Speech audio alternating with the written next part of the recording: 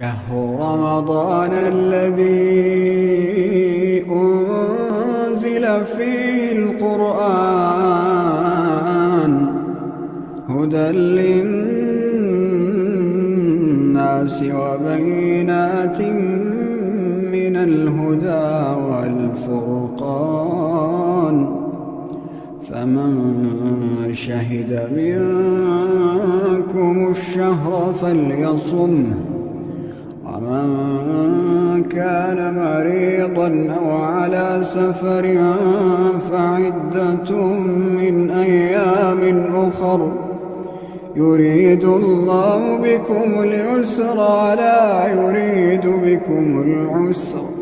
ولتكملوا العدة ولتكبروا الله على ما هداكم ولعلكم تشكرون